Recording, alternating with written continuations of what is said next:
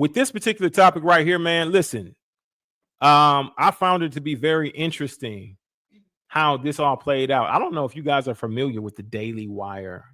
I'm not too sure if you guys are familiar with that, but before I leave off on my final topic for today, I wanted to address this particular situation because I thought it was pretty interesting how things unfolded. Okay. Now, I want you to know that there's a particular individual, right? It's a man who is the CEO of the Daily Wire. I believe that the Daily Wire, Candace Owens was also employed by the Daily Wire at one point, and then they let her go. They let her go because they said that she was saying certain things that are anti-Semitic. Now, we know that Ben Superior is a Jew. He's a Jewish man, right? And he took offense to a lot of things that Candace Owens said. He got really, really butthurt about it, y'all. Like, he really took it offensively. Like, and he has so many problems and things. Honestly, tell you the truth, not everybody's going to agree with your position. Not everybody's going to agree with your viewpoints on life, on politics, on all these different things. But when it comes to individuals who are Jewish, right? They seem, or Zionists, whatever it may be, they seem to take in a special offense to what's being said. And they usually use the Holocaust to back up their claims. And I'm just like, wow, wasn't the international slave trade 10 times worse than the Holocaust? Didn't we have to endure this for decades? Whereas to where in the Holocaust, you had multiple nations that came to redeem that one particular a group of people, the Ashkenazi Jews, right? You had the whole world that band together that came and stopped Germany and Russia from doing what they were doing. But that's always the leverage that's being used to label you an anti-Semite. Well, I'm just trying to say this, right? Is that you cannot be an anti-Semite if you come from a Shemitic bloodline. You can't be an anti-Semite. There's no way you can. If you come from a Shemitic bloodline, if you are a true Yahudim, if you're one who comes from the tribes, you know what I mean? But what they do is they paint themselves to be the sole authority and decider as to who is a Jew and who's not. You understand what I mean? Which makes absolutely no sense. Now, one thing that I really want to talk about in this particular situation with the Daily Wire and the Jewish community is censoring folks, right? Because it's just a censor campaign. I want to say this, right? I don't hate anybody that's a Jewish individual. And they got their own beliefs. I disagree with some of their positions. I disagree with the fact that they don't believe in Jesus. I disagree with that totally and wholeheartedly, right? But I'm not going to say that I hate any of them.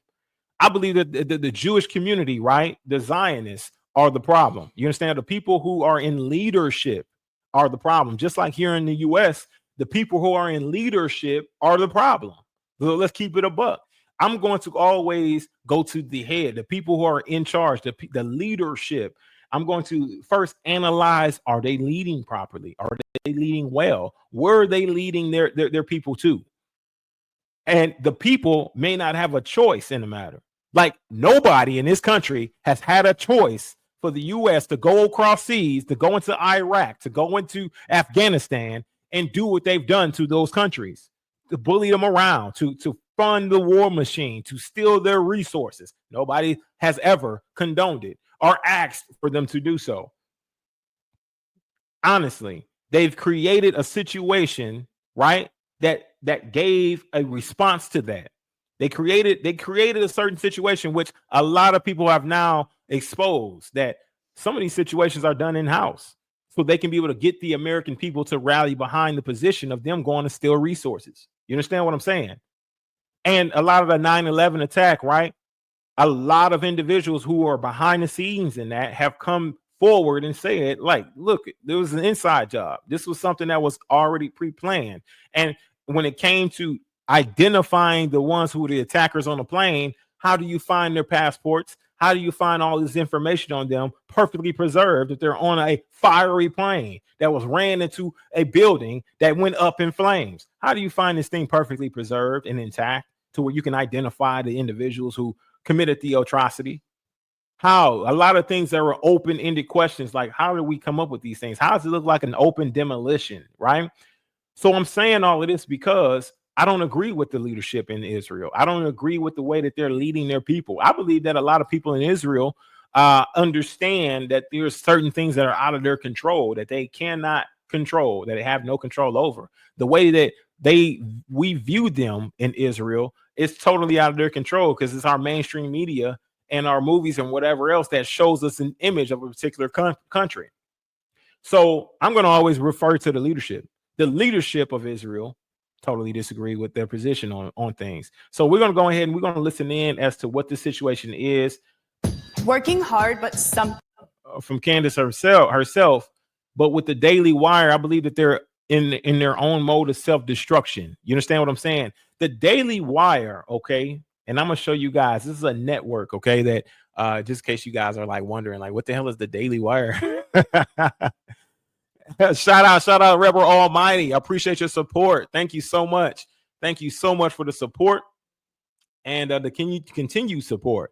You know, salute to you. Salute to you. Carry on.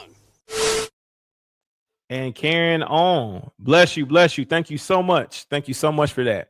I know some of y'all like, man, what the hell is the Daily Wire? Yes, I'll take the job. Hallelujah. Okay. Yes, ma'am. Let me go ahead. I'm going to do that. Give me a sec. Thanks for the support. Hallelujah. Hallelujah. Yes, yes, yes. All right. So the Daily Wire. We're going to go ahead and get into this thing real quick, y'all. And she's going to explain to you what the Daily Wire is. If you guys don't know, honestly, when I first found out about the Daily Wire, it was like a breath of fresh air. Like, honestly, they had Christian or moral values, right? And when I say Christian moral values, I'm saying they're at least they're a little bit more conscious as to what the Most High will want you to see. You know what I mean? Like, you know, they had those values to where you can be able to watch it, right, and not thinking that you're being programmed literally, you know, by what you're viewing. But also they, you know, I had a perception that they stood for truth, that they stood for people who wish to speak the truth. But that did not, you know, really materialize when Candace Owens started to speak on situations when it came to Israel, when it came to Jews, when it came to Jewish individuals and Zionists. They completely trashed her and they fired her, you know what I mean, for speaking on certain topics and giving her honest opinion. Well, it seems as though the same situation has happened to, I believe, Brett Cooper, who is also one of the pillars, that was one of the pillars for Daily Wire in her show, The Comment Section. Okay. Now, the situation's so jacked up, y'all, that, you know, Brett Cooper could not speak about her early departure with the Daily Wire because there was a gag order on her. And so the end of her people, right, the people who were faithful, avid watchers or viewers of Brett Cooper told her, they said, hey, if there's something wrong, or if they're going to be letting you go from Daily Wire, wear a blue shirt on your last day. And so she showed up and she was wearing a blue shirt. And it was effectively her last day. Now, that's not even the messed up part, y'all. What's even more jacked up is that they replaced her with her ex-best friend. It was somebody who's used to be her best friend, who was somebody who was writing on the show and things like that behind the scenes. Like, this young lady was also not only writing behind the scenes, but also was a maid of honor in her wedding. You know what I'm saying? Like, how snake is that? For a check, you're willing to sacrifice a beautiful relationship of somebody who made you the maid of honor in her marriage. You're willing to sacrifice it. Now, this is a society that we're living in that's full of narcissists. Not only can they not accept accountability, but they find ways to try to remove any accountability from themselves, right? They try to find ways to point the finger and say, you know what? I don't gotta accept any accountability because look at these situations, as we just seen with Dow. But also we see this individual, the young lady who took the position for Brett Cooper, right? And she was the maid of honor. She took it for $1. She took it for some coin, sacrificed a beautiful relationship behind it. You understand what I'm saying? Let's hear what they got to say about this whole situation. But I've been noticing that this has been a pattern, that now that the Daily Wire is compromised. You don't no longer have a voice at Daily Wire. If it's somebody that somebody disagrees with, right? I call these individuals power predators, because if they feel like they got some sort of influence or power to affect your life, then they're going to do it. They're going to exercise it. They're going to go and hold people and say, you know what, I'm going to walk if you don't do this to this individual. Those are power predators. Somebody who's in a position of influence that wants to destroy your life because they don't like something that you said. You understand what I'm saying? Where we're in America, get used to it. People say shit that you don't like all the time. You know what I'm saying? We're here in the US. That's why a lot of countries laugh at you, like China, and say people think in America think they free when they truly ain't. It's because you're not. There's a perception of freedom. And the only way you can believe in this American dream is if you sleep. If you sleep, that's the only way you can believe in this American dream. You understand what I'm saying? So these are power predators. These are individuals that use whatever position of authority that they're in to destroy somebody else's life and livelihood. Same thing that you would see with a Ben Superior who actually got Candace Owens fired based on his disagreements on her politics in regards to Jewish people in Israel. Let's go ahead and get this thing played, y'all. I'm done rambling. Let's go. let's see what she has to say. I basically gave my assessment. I thought the company, in my view, actually handled it. Oh snap! Hold on, I got that joint on hyper speed. Let me slow this shit down. Hold up, y'all. Let me slow it down. All right, let's go. Let's get it. As professionally as it could have plausibly been handled, given the firestorm of internet innuendo that was leading up to that moment. People suggesting that she was being pushed out, people suggesting that there were issues. They were trying to create a clone of Brett Cooper. But it was obvious, as I said to the public, that there was at least some level of drama which involved her now former best friend and maid of honor in her wedding earlier that year, who had replaced her, a young woman who was formerly her producer named Reagan Conrad. Okay. Brett Cooper stopped following the girl. This is relevant to what I'm going to say in a little bit. She stopped following her. She deleted her across all her socials, plus deleted her from the wedding pictures that she had posted. So there's no debate here. They are not friends, obviously. Okay, fine. Friendships end, again, not the biggest deal. So then, faster than anyone could have possibly predicted, they just rolled out the new comment section without Brett Cooper. And it seemed like Reagan very much was behaving identical to Brett, and it was not good. The market just rejected the show. And I'm not talking about like, maybe give it some time and we'll warm up to it. I mean, I am talking a firm 90% viewership dip that just seems to get worse every single week. So I'm just showing you really quickly here. These were the views when Brett Cooper was the host of the comment section. You can see she was basically, I would say, averaging 500,000 views. And then she was hitting 1 million views or 2 million views on certain videos. And here are the views today. Here is the snapshot today. So, high end would be 54,000 views is the highest I can see on this screenshot. Low end, 19,000 views. That was posted 16 hours ago. So maybe we're averaging 30,000 views per an episode. Okay, that's a huge dip. As I said, market has responded. The market has answered. The market has said no. And not everything that you put out as a company works out. And that's just a true thing. You take a lot of risk, and sometimes that risk does not pay off. For an example, when I was at the Daily Wire, I was doing these cooking show segments, and people did not like it. I thought my food was good. People did not want to see Candace cooking. They just want to see Candace spilling the tea. They want to see Candace talking about a variety of topics. Fine. We just dumped it. Your job as a CEO when you're leading a company is you pivot, right? So you try something, bring it to the market responds. You either expand it because you got it right, or you shut it down when you get it wrong. More than anything in a leadership position, your role is to simply adapt to the market, okay? Not to blame the market and tell the market that it's wrong, just to simply adapt. So fast forward to this past month, and I start getting some really strange, specific calls from journalists, okay? So first, my PR person is informed at the end of last year, and this is exactly what was told to us, there in January, there's going to be a big puff piece. This leak to us came from The Hollywood Reporter.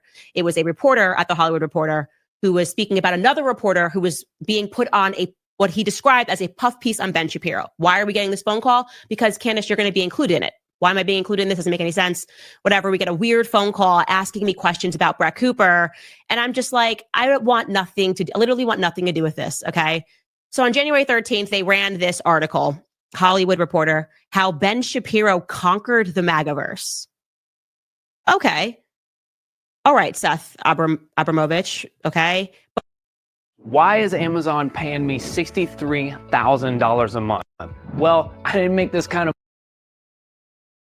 But buried in this article, first, of course, mandatory paragraph, stab at Candace Owens. She's Hitler, Adolf Hitler, second coming of. And then suddenly like a little dig on Brett Cooper, kind of trying to maybe throw a little mud. Now, this came from the Reporter, but he wrote, conservative social media users theorized that Cooper's Israel-Hamas opinions got her fired. But Cooper's camp dismisses this. Now, no one theorized that. If they did, it was such a small pocket of the internet. Maybe you saw a tweet or two.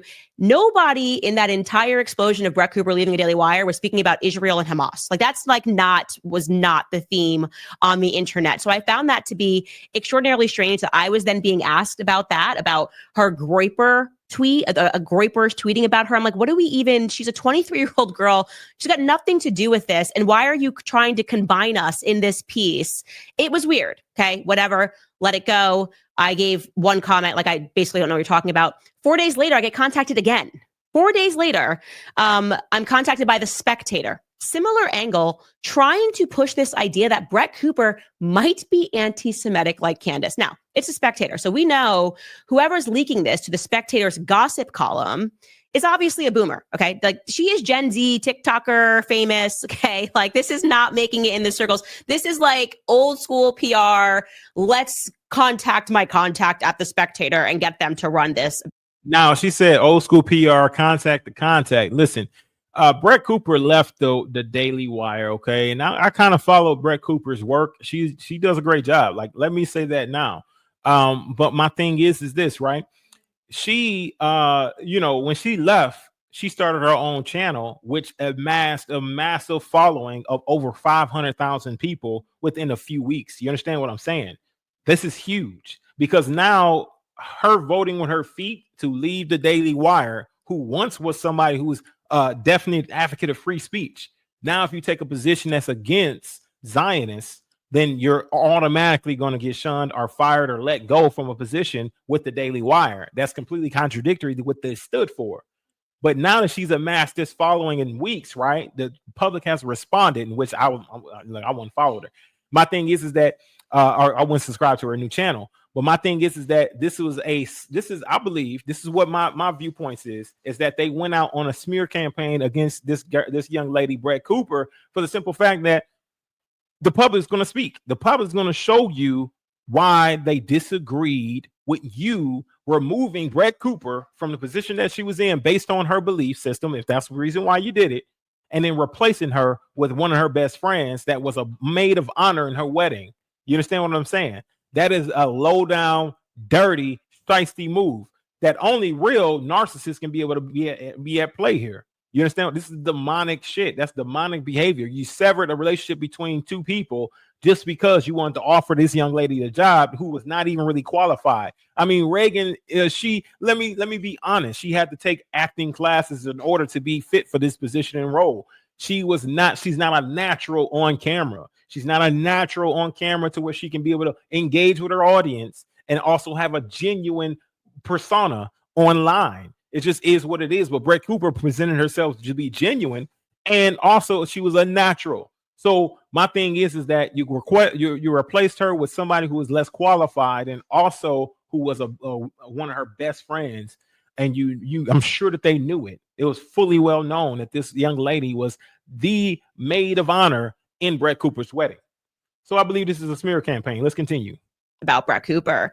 And I refused to participate in this because it's just so grimy to me to have a girl whose life is just beginning. She just got married. She's 23 years old. No matter what happened, okay, let her move on in her life. Why are we trying to throw dirt on her name for something that we know is so objectively not true? Here's the title of the article that's just talking about how in your face this was. It was entitled, "What's Going On Between Brett Cooper and Candace Owens?" The answer's nothing. There's nothing. But again, they're just trying to essentially dirty her name, realizing Candace is dealing with the entire ADL attacking her and calling her anti-Semitic. Wouldn't it be great if we just threw a little bit of that on Brett Cooper too?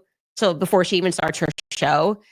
And what was really strange about it, it was the same exact pattern. So when I left Daily Wire, all of these journalists were writing basically about my Twitter likes. They were like, Candace liked to post saying that Jews drink Christian blood. obviously it was not true. I was liking a post that had more in that. And then the person made a joke, are you drunk on Christian blood, Rabbi Shmuley? Like that's the context. But then all of these accounts start sharing that Candace thinks Jews drink Christian blood. So it was the same thing that was now being done to Brett Cooper. It was hyper focusing on a like, because Brett Cooper, who likes all of my posts because we work together, I like all of her posts. I like all of Matt Walsh's posts. I like Michael. Like, what if it comes across my feed, just like it. And she liked a post, which was a wrap up, like an annual wrap up of everything that we did. And in that post, buried in it, was me speaking about my view on Palestine and Israel. So they're taking a like and translating it into Brett Cooper is an anti-Semite. Okay. And this is what's in that Spectator article. Look at this. Cooper liking Owens's post raised questions. Does Cooper agree with Owens's take on the war in Gaza? Could this be tied to her departure from the Daily Wire? And does she plan to collaborate with Owens moving forward? And Brett responds, says, I like many of my friends' Instagram posts because we're friends. I'm unsure why liking my friend's end of year post a month ago is international news. But this reporter keeps pushing. He asks whether Cooper's like of Owens's post was a reflection of a change in her stance on Gaza or an act of post-wire solidarity. She again says, when a friend's post comes across my feed, I like them as friends do. So this really gives me the ick. I'm just saying this really gives me the ick. Later on in the article, a moment comes, and again, nobody saw this article, because it was behind a paywall. I only saw it because they asked me to participate in it. And I'll tell you what I said to the article, by the way. Like, this is my exact quote. I said, Candace Owens is too pregnant to comment. I'm not getting involved in this. It's petty. It should be beneath everybody. Whoever's orchestrating this from behind, it's ridiculous. But then it moved on to kind of this weird moment where Jeremy gives a comment and he says, a year ago, Brett told me if she were to ever leave the comment section that Reagan should be her replacement. Daily Wire, the CEO of Jeremy Boring, Daily Wire co-CEO Jeremy Boring told Cockburn. 6 months later, Brett said she wanted to leave, and I realized that she was right. Reagan, in addition to being the producer of Comment Section for 2 years, is a huge talent and a great choice to carry on the show. But look at Cooper's response to this. She responds and says, I did not select Reagan. She have two comments that are completely at odds with one another. She is not saying much, but she's disputing what he has said here. And it just sort of dies on the internet because I'm not sharing this article. I don't care about this article. And I think it's weird. I think the timing of this article is weird. Okay. This brings us now to today, or this week rather, is what I should say. And this video that starts circulating. So now you have 4 days later, January 17th, Brett directly disputed Jeremy's narrative in a piece. Nobody saw it. It's behind a paywall, whatever. Gen Z doesn't read this stuff anyways. Fast forward to this week, and you have a moderator on a Twitter community. I didn't even know that you could have a Twitter community. I didn't even know that Twitter had this function. And the community is called Daily Wire Fan Club. And they release this, okay? It is extremely upsetting and distressing that Brett Cooper can't be bothered to defend Reagan Conrad, especially since Brett recommended her as a replacement for the host of the comment section to Jeremy Boring. I only hope Brett eventually releases a statement of some kind to combat the vicious rumors. Now, parking aside, first off, this is very clearly. Real quick, my thing is this, right? When the comments were made in regards to Brett Cooper saying that she recommended Reagan, right? She immediately addressed it and said, no, I did not recommend her. That's the same thing that I'm saying when it comes to the situation between Michigan and Pastor Dow. You understand what I'm saying? You can see a woman or a young lady who's left the Daily Wire and she's addressing the falsehood, right? Of somebody saying that she recommended this individual when she truly didn't.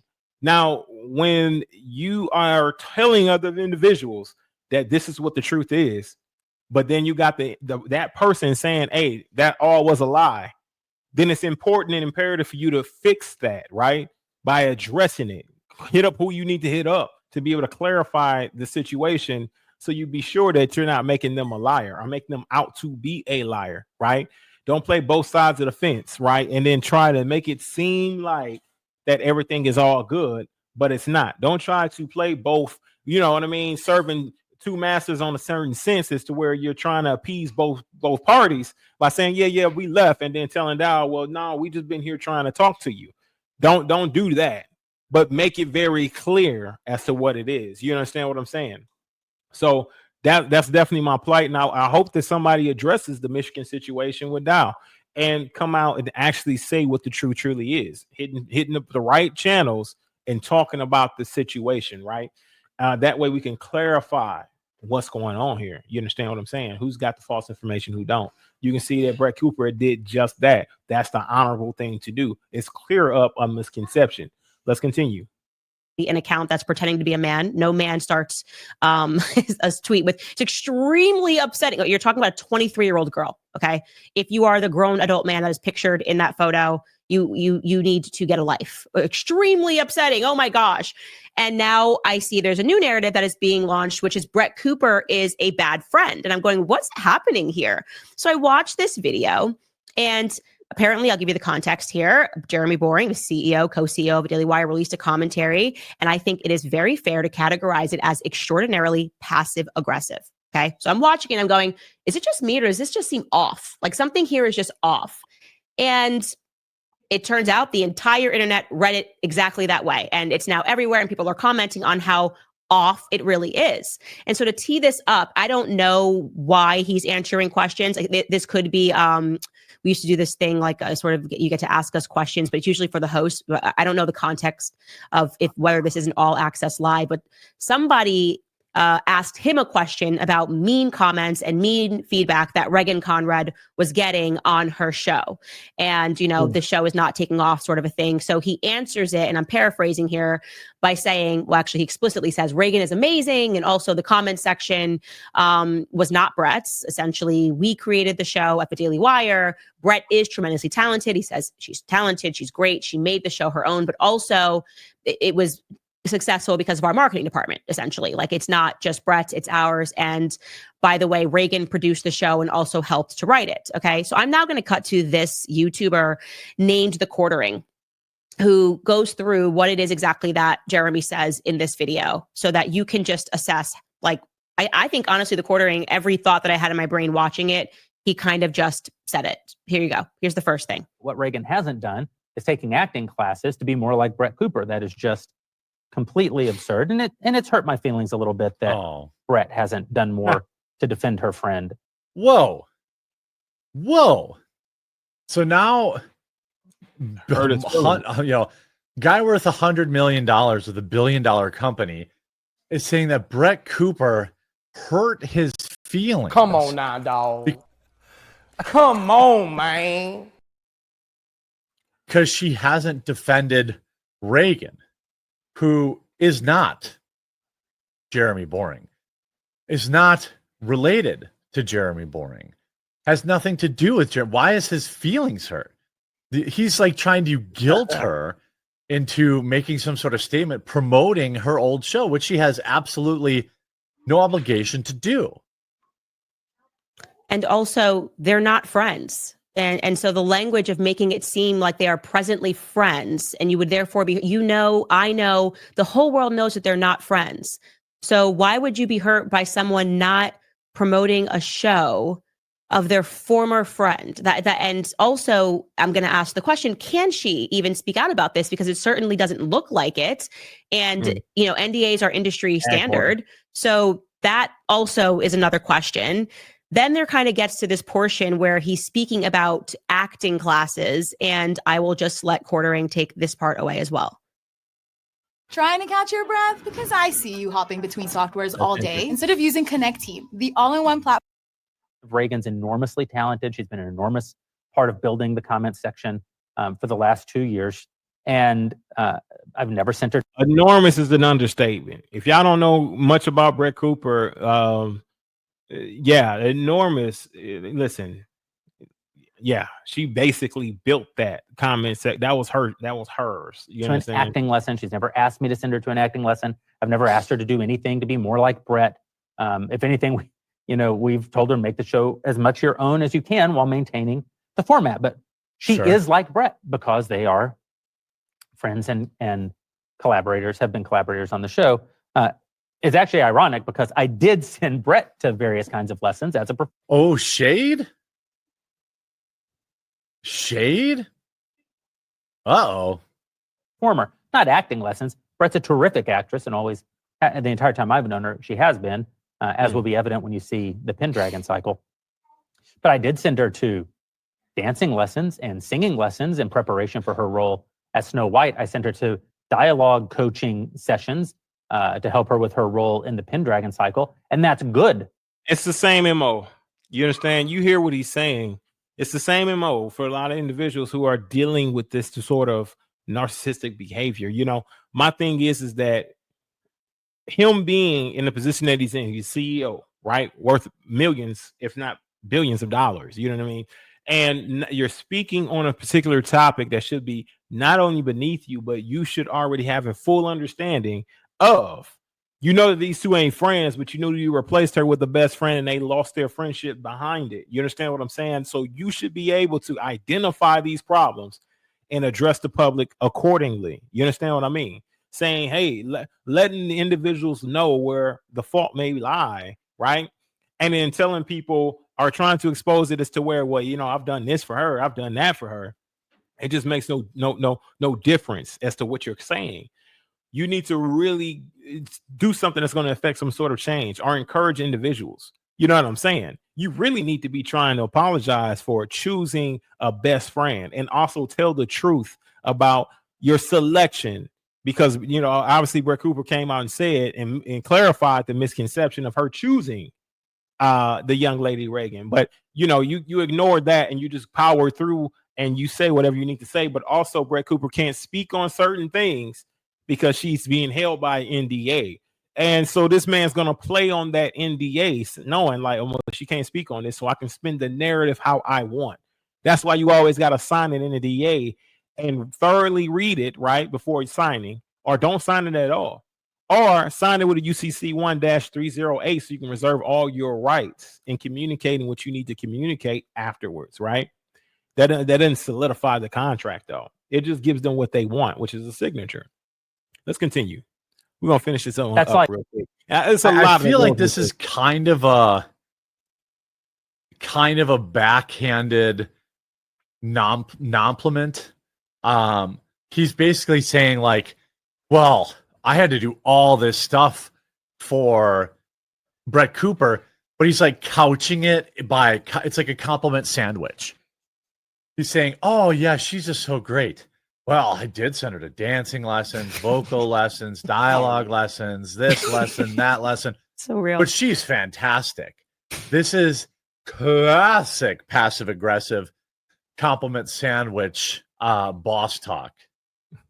That's how I read it. It just felt very backhanded, and I'm not sure why. I don't know why this is happening right now, why people can't just move on and have an amicable split, or if it's not amicable, just move on. Like, again, she's 23 years old. And once again, in that statement, he says friends.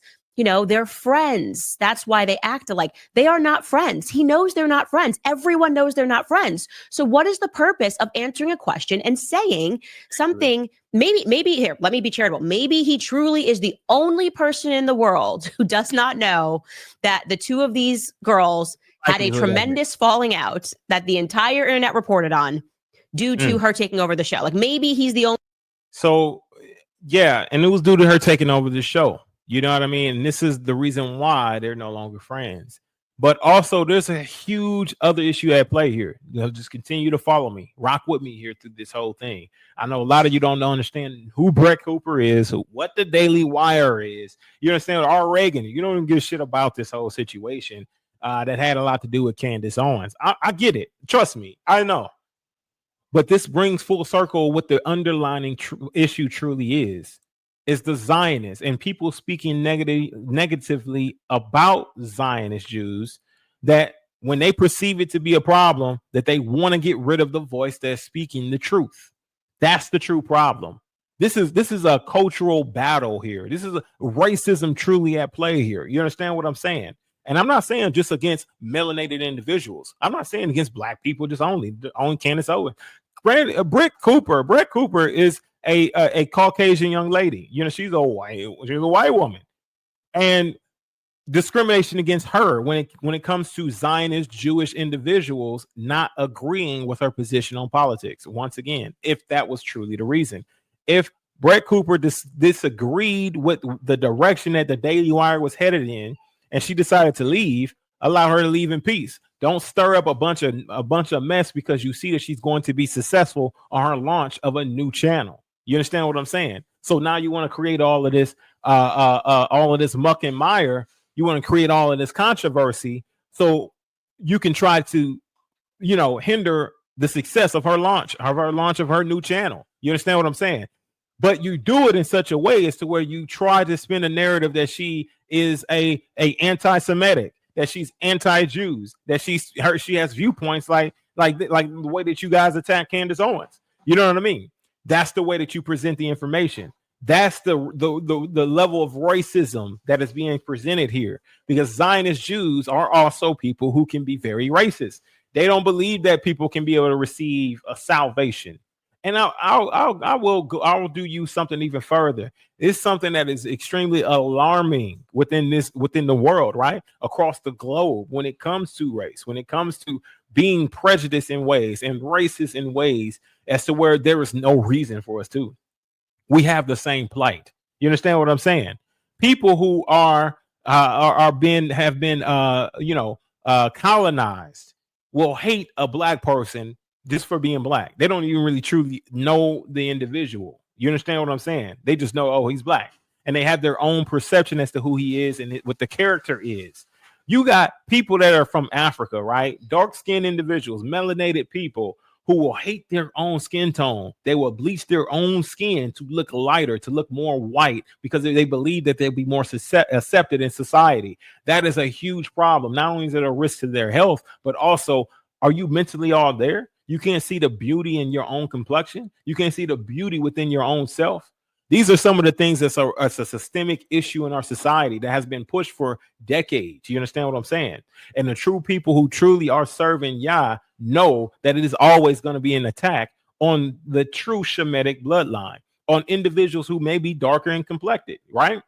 It's going to be an attack when truly all that melanin that is stored, all of that melanin, this is worth millions upon billions of dollars. In fact, they actually kidnap a lot of our people, our children, a lot of melanated individuals, just so they can be able to siphon the melanin. They listen, the melanin is extremely valuable.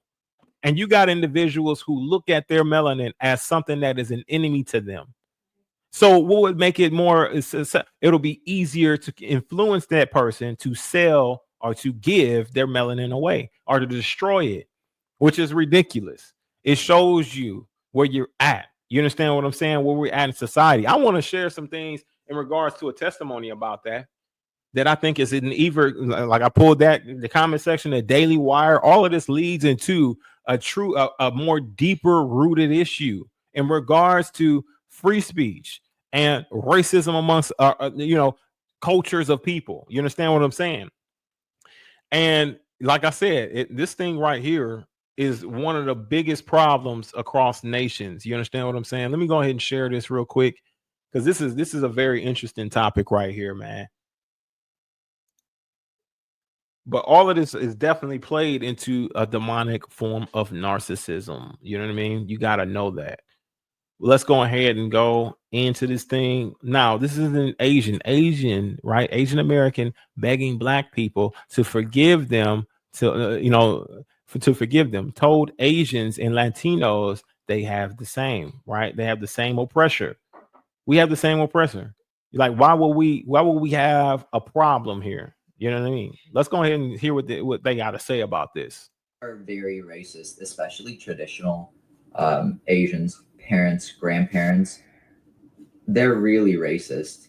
I know in Korea as well, white people are treated better than black people. We were all colonized by the same oppressor. I first became aware of my mom's anti-Blackness when I started kindergarten, and it mostly centered around avoiding interactions with Black people and not allowing me to be exposed to anything that she considered Black culture.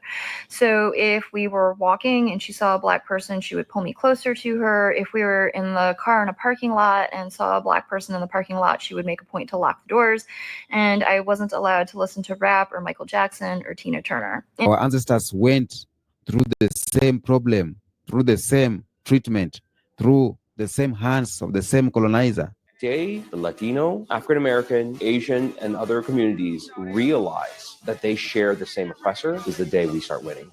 Welcome to my YouTube space. In today's video, I'm going to react on this video where there's an Asian man who is calling out his own people to stay away from anti-blackness or to stay away from racism on black people, simply because both of us were colonized by the same person. And the better or the earlier we realize we need to be united so that we can conquer, the better.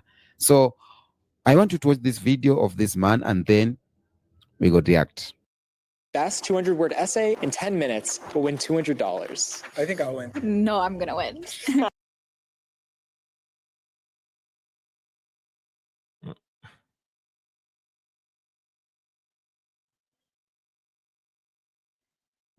Come on. Damn.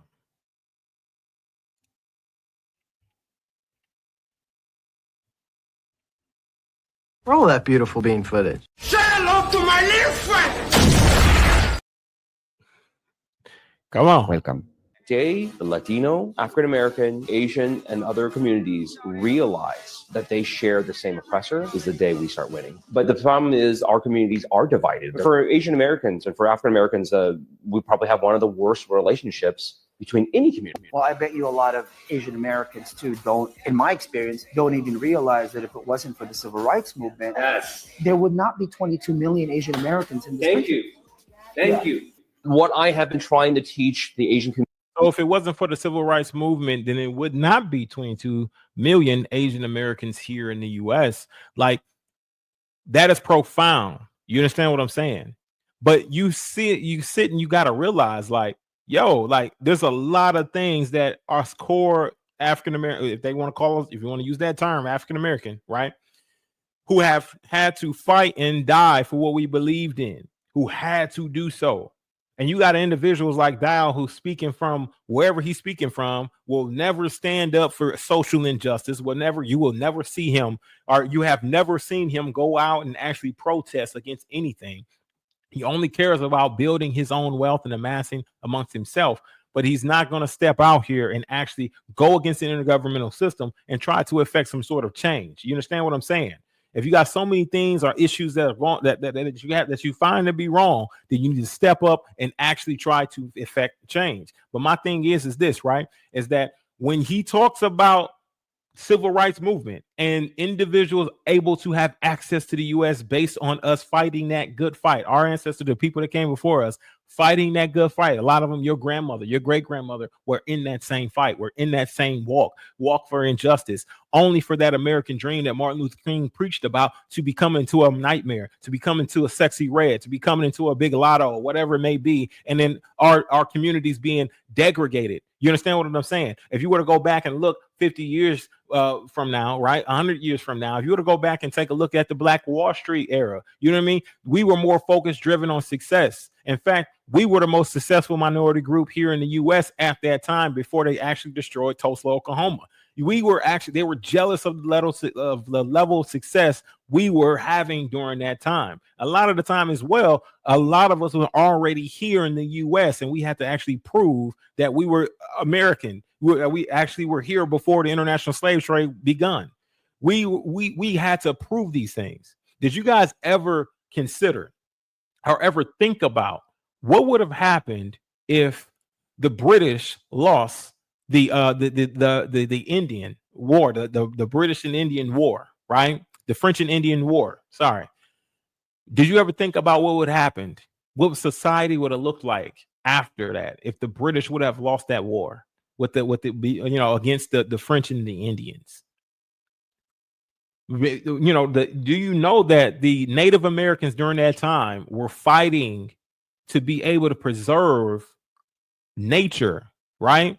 They didn't want certain things to be done, like trees to be chopped down to build infrastructures. You understand what I'm saying? They wanted to live one with nature, with the nature around us. So a lot of these issues that are arising, right, due to, densely populated areas, and also a lot of these concrete cities, you wouldn't have seen that. You would have seen sort of like a different type of America. right? If they would have lost, right? If the British would have lost against the Indians and the French, I believe that it would be completely different here in the US. I don't think that you would see the same infrastructure. I think that a lot of these buildings and homes that you've seen would have been more like tree houses or homes that are built into mountains or into hills, something that is a little bit more, you know, confined that goes with nature. You know what I mean? I also think that the French probably would have took over and colonized the US, you know, but I believe that, you know, it would have been more center focused around trying to be a part of nature, right? But the British did win that war, and so you have the homes that you see, the infrastructures that you see, which influenced the world to build the same way, right? Because the cities amassed a great volume of people, right, to work, not only to work, but also it seemed like it would have been a better quality of way of life, right? But it didn't work with nature; it worked against it.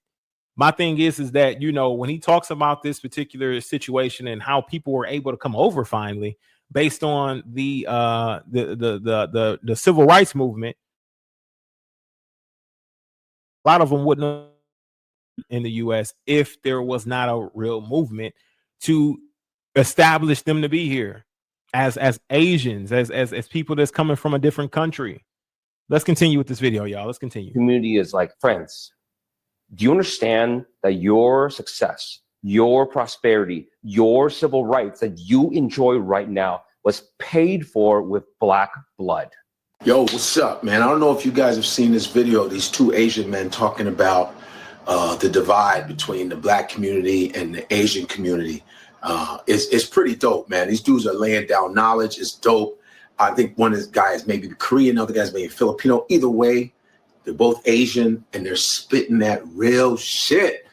The guy's like saying, yo, I don't know if the Asian community understands this, but we wouldn't be here, 22 million of us in America, if it weren't for the civil rights movement, the civil rights bill. If it wasn't for the civil rights movement, there would not be 22 million Asian Americans in this country. I'm like, yeah, son, it's real talk. Listen, first of all, foreigners in general, like me, I am not a foundational Black American. I'm not. My parents came from Nigeria to here. If it were not for foundational Black Americans, none of these immigrants would be able to be doing what they do. That's facts. My parents wouldn't be able to do what they do if it weren't for foundational Black Americans. We have to understand that this is all history. Fuck your feelings. This is the real deal. And me growing up in America, being born in America, African Americans always have my back. But when they're on their backs, nobody picks them up. And I know there's going to be, I can't wait to see the comments. There's going to be some passive aggressive ass bitch here talking that shit. But this is all facts. All right. And I want to appreciate those two Asian dudes spitting that knowledge. And by the way, there's a lot of Asian people online spitting knowledge, real knowledge about the origins of our dealings with each other. People really waking up. And I really appreciate that because Asians and African Americans are so similar. Here's a nice little tidbit. Bruce Lee, when he was in San Francisco, you know who his first student was an African American guy. It was an African American. You could go watch Be Like Water on 30 by 30. His first student was an African American. No, we're good. We are good. No, I'm speaking for Black American experience. Every time we have tried to band with everyone, literally, the whites come in and offer you all something and you leave us in the dust. We tried it. Our own people sold us out. Let's start there. Well, I don't even know if that, because I feel like it went by tribe. It was a war, but let's not even start there. Let's just say our own people sold us out, right? Arabs conquered North Africa, the Spanish slave trade, which they had Black people in. Then when you look at the Native Americans, the 5 civilized tribes, most of them sold the Blacks back to the whites because the Blacks couldn't afford to prove that they were Native Americans.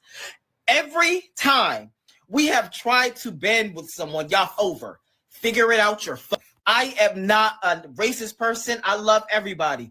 But when it comes to success, I'm only worried about the Black American community right now due to the fact of if it was vice versa, everybody else would think of themselves. But the problem is our communities are divided. I bet you a lot of Asian Americans too don't, in my experience, don't even realize that if it wasn't for the civil rights movement, there would not be 22 million. The problem is in division. This is the problem. Black Americans are only seen when we're beneficial to others. He said because of the civil rights movement, that's why 20 plus Asian people are here. But who was the sacrificial lamb during that civil rights movement?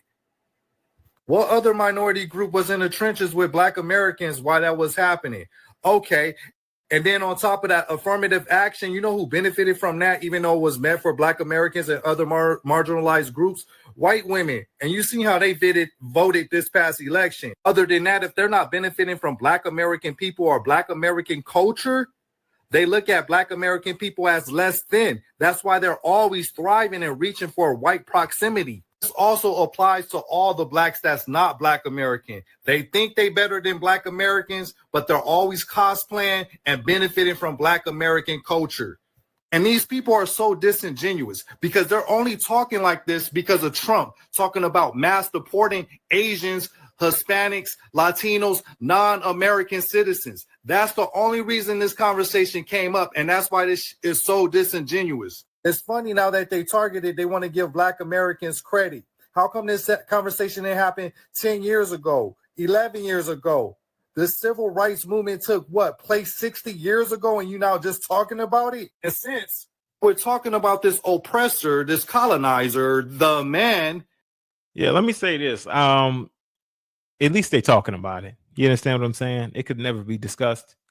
No matter when you're talking about it, it's being talked about. So I'm glad it's coming to light. The truth should come to light, and it's no better time than now. You know what I mean? We're in the age of truth. Let's get it. It's funny because he will hire a Black American before the Asian man will, before the Arab man will. Matter of fact, they'll come into your community, your Black community, take all your money, but they won't give you a chance. And then they judge you worse than the oppressor. Let one Black American person do something wrong, then they label the whole community that way. That's the same tactics the white man use. Right? So the problem isn't division. The problem is respect. Y'all view Black Americans as less than, and we're not having it. If we don't take that, accept that type of treatment from the white man, what makes you think that we're going to accept it from these middle groups? Are y'all that delusional? It's always good to show gratitude, but what does that translate into without respect? I first became aware of my mom's anti-Blackness when I started kindergarten, and it mostly centered around avoiding interactions with Black people and not allowing me to be exposed to anything that she considered Black culture. So if we were walking and she saw a Black person, she would pull me closer to her. If we were in the car in a parking lot and saw a Black person in the parking lot, she would make a point to lock the doors, and I wasn't allowed to listen to rap or Michael Jackson or Tina Turner. And she was hypocritical about that because I wasn't allowed to listen to Cyndi Lauper or Madonna either. She would call it trash music and say that it was going to be a bad influence.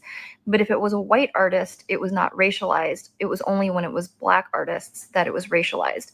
And another thing that I think is kind of typical is as a musician, there were a lot of Black artists whom she respected and enjoyed, but she would always say that one Black artist is the exception, the rest are bad influences. When I went to school, if I came home and said I made a friend, her first question would be white or Black. And that drove me nuts because in preschool, I dealt with a lot of bullying and discrimination because of being Asian. So it didn't make sense to me that she wanted me to turn around and do that very same thing to my Black classmates, whom she knew nothing about on the basis of their skin color. And when I wouldn't stay away from my Black friends, she would resort to making up justifications as to why it was harmful for me. She would say they're going to hurt me and they're going to be a bad influence because they fight and they swear and they're not good students. And of course, none of that was true.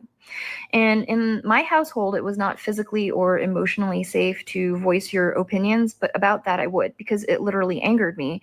And then she would resort to physical violence. And that sealed the deal in my mind that prejudice is purely irrational because none of her claims had any basis in reality, and that's why she had to resort to physical force. Welcome back. Now, I want to say this, right? After all of that, a lot of the claims that's being made about individuals that you said purely irrational. Zionists, when they talk about their position as to why people shouldn't speak on them, right? And some of the things that they've been doing, perpetuating so many different atrocities on communities, right? We should never talk about that. We should never talk about the Zionist agenda as to how they're shaping and warping the minds of the youth, how they're in control of a lot of the society's networks and things like that, and what we watch, what we listen to, influencing our generations. You know what I mean? Like Jewish Zionists influence that. And how it's censored to where we can never speak on that. Not only that, other cultures around us and not being able to actually come in unison, right? There's no unity there. There's always a barrier or something that divides us, even though we have the same sort of plight. You know what I mean? You have African people who don't like African Americans. You have Asian people who don't like African Americans or African people.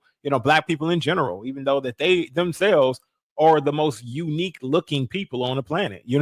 They are pretty goddamn unique. If people didn't want to like them, right? I believe that they look, they look pretty different from a lot of people. You know what I mean? So, but we all have been colonized in ways, right?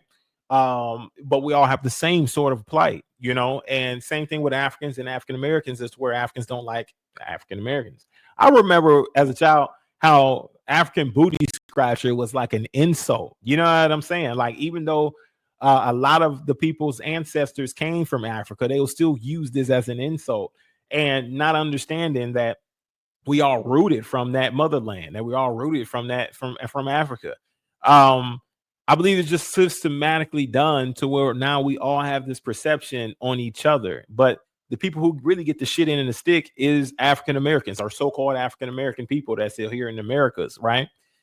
Granted, we need to stop the culture of bringing each other down and things like that, right? We do need to stop that culture of doing so. But also, every culture of people have a certain thing about them that really needs to be stopped as well. You know what I mean? We ain't all perfect cultures of people, but the moment we are able to get rid of this ideology of us being different and coming to unity, is the moment we're going to actually be able to succeed. Like they were saying, we'll actually be able to succeed and make progress and affect change in the world. You know what I'm saying?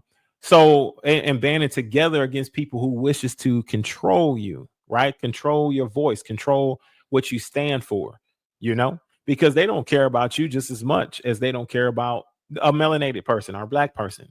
We all have great qualities about us that we all can contribute to the pot. But my thing is that I remember this guy, Vivek, who was running for president, was sitting down talking to individuals. Now, the Indian community also has a perception, but he was sitting down talking to and doing an interview with an individual, and I think it was a white woman. And then she straight up told Vivek, who's an Indian guy, she was like, "Yeah, I wouldn't have voted for you anyway." And she was like, "Well, why not?" He said, "Because you're Indian," And that's the reason why she said that she would vote it for him, is because he's Indian. And I'm just like, well, colorism is across the board. It don't matter how you talk. It don't matter what your politics are. It's all the same. It don't matter how you talk, what your politics are, what you believe in. I don't care if you think because you went to Harvard that they're going to accept you.